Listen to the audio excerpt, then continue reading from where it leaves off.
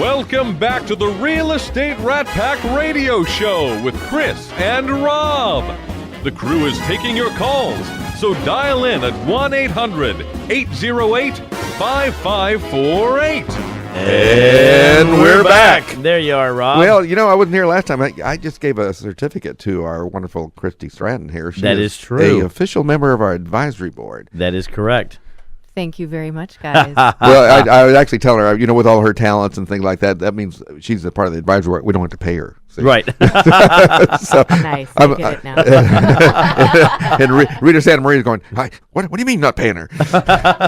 They didn't give you all the details, did they? Yeah. Well, we have from Tommy's Garage, Tommy.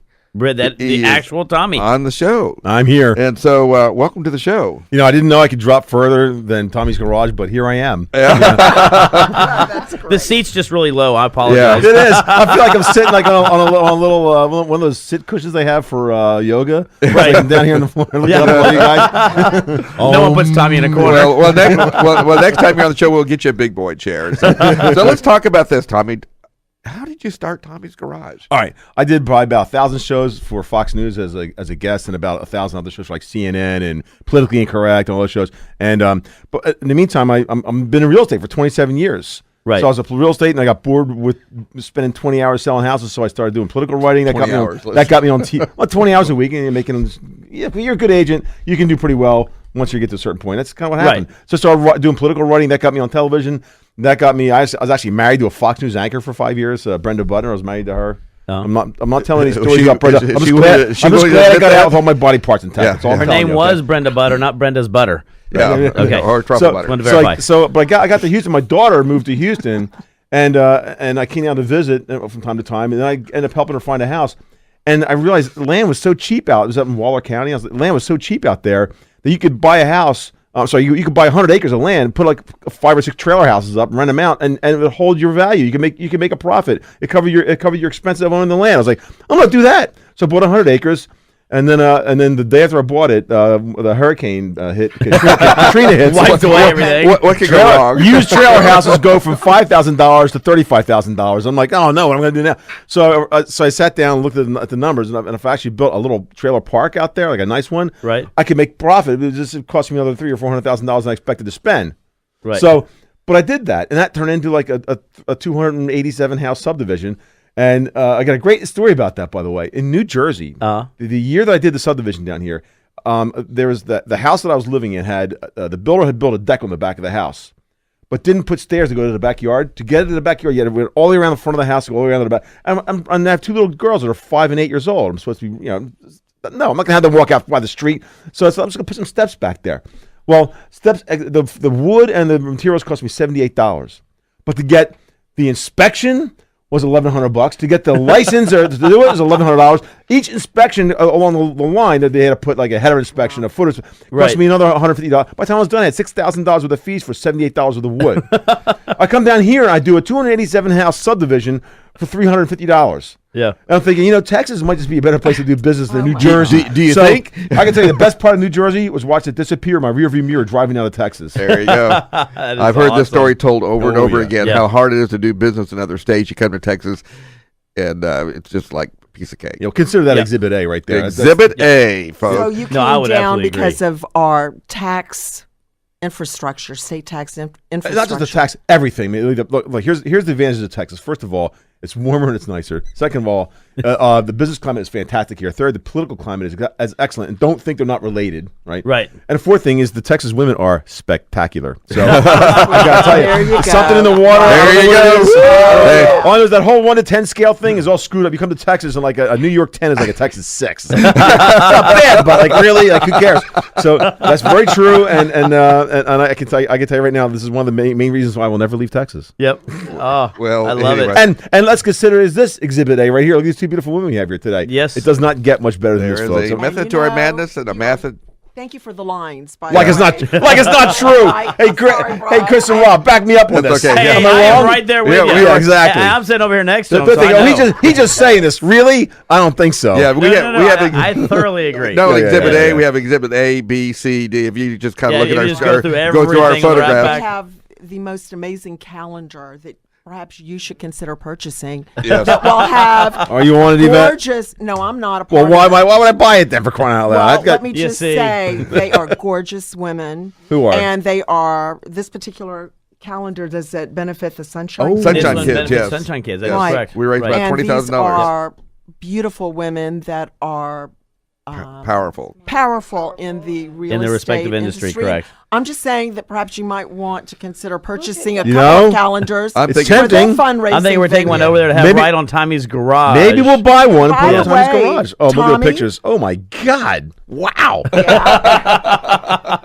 Okay, I want to invite every one of these women to be on Tommy's garage as a guest. Hey, that's what we do. We do a calendar launch on Tommy's garage. There you Oh, go. that'd be But awesome. that's not until we get on as a group and we do That is true. our Absolutely. show. I'll bring you on. You'll be part of the Do show. you remember and you will when we enjoy used to it. host this show and we asked the questions? Yeah. Remember those days? I will So grill let's them. talk about, Sorry. one of our favorite subjects for me at least, and I've kind of dragged Chris into this. I love to talk about politics, and we just had an election, Yes. and so kind of give me your outlook on the election results. All right, something's kind of interesting is that a conservative vision is sweeping America right now, like it usually does in the off-year elections. Right. On the on-year elections, Democrats mobilize all the illegal voters and tend to do better, and that's why that's why you see it as a fair fight. Because America is conservative for the most part, and Right. not just because the Americans are stodgy. Like, look, I'm conservative, I'm a nut, right? The reason why is because it works. Everywhere you see conservatism, you see success. Everywhere you see liberalism, it's a failure. And that includes not just in America, all over the world. The more Right. liberal or socialist or communist a place is, Look at the greater the England failure. as a prime example, Yeah, I mean, look, go to North Korea. It's an even better example. or Greece. Yeah, let's not go that far. You can right within Latin America. Go down to Venezuela. Look what that's done. I mean, one of the strongest countries in the world 20 years ago prior to Chavez. Now you look at it right now, it's absolutely been decimated. We're Why? It doesn't work. Yeah, or go to New Jersey for the Yeah. same thing. It's the country. That is true. So anyway, what happened was having been in TV all those times. I came down here and I was a guest. Remember Biz Radio Network? I do. Yes. Okay, they went kind of belly up, but however, I met a lot of good people there, and I was talking to them. I thought, I wonder if we could do a TV show down here. So I started doing Tommy's Garage, and I did it as for fun. I put it right in my garage. Literally, it's in my garage. You could have done that in New Jersey. They would have charged you. Yeah. Right. Plus, you can't get any parking. You can't bring people. Exactly. To There is no garage. We started doing. It was a lot of fun, and I did it as kind of like a test project to see if I could actually do a TV show on my own. It turned out to be really successful, and it's a riot. If you've ever seen the show, Yes. just tune in. We'll flip back to any show. It's basically we have no rules. We say anything and do anything, and I mean no nudity or anything like that. Sadly, Right.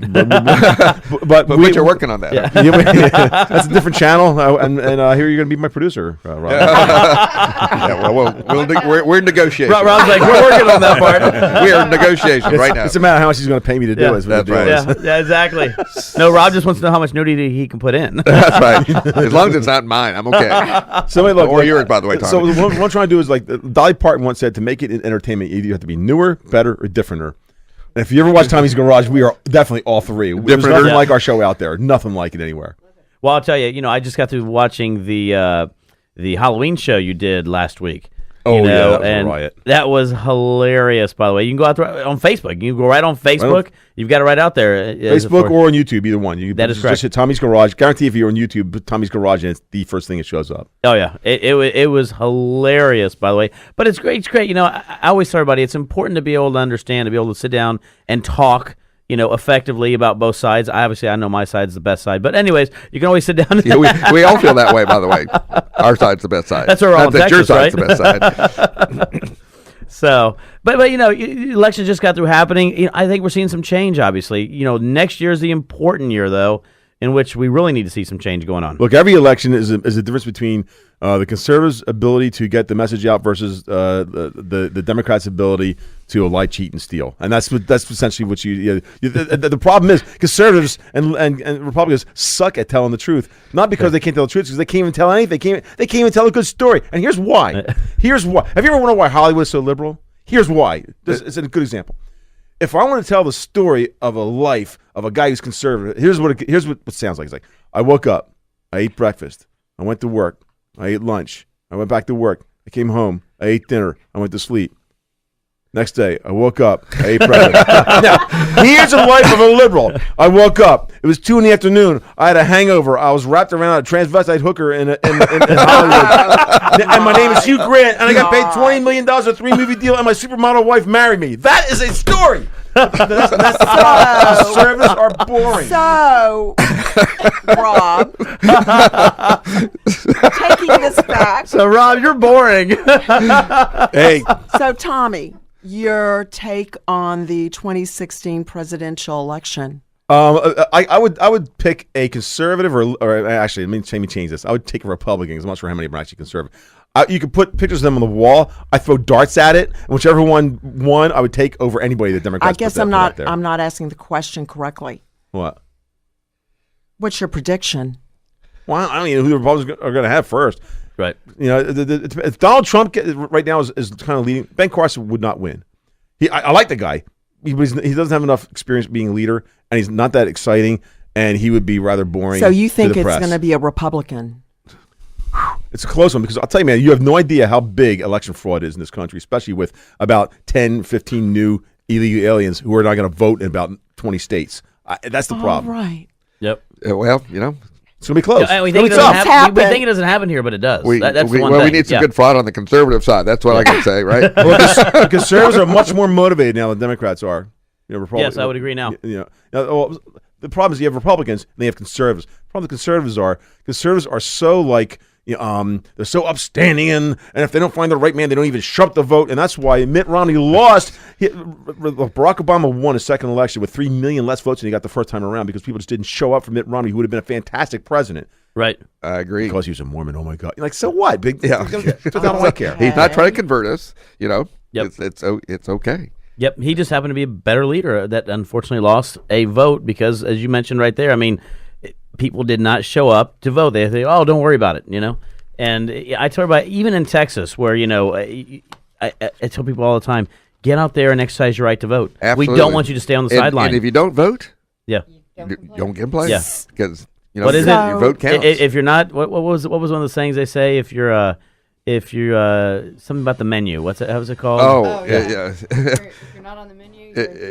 So, are you familiar? You really nailed that one right down, man. I mean, I got that one down pat, don't I? Yeah. If you're not at the table, you're on the menu. That is correct. There Tom, we go. Are you familiar with? I knew somehow we could do it. Yeah, well, we know we've got to go against a break. We do have to go against a break. We have one more segment coming up. We're going to have a great time, laugh a lot, and probably have a lot of great things to say. But stay tuned. We'll be right back. I've got a song that I sing. I can make the rain go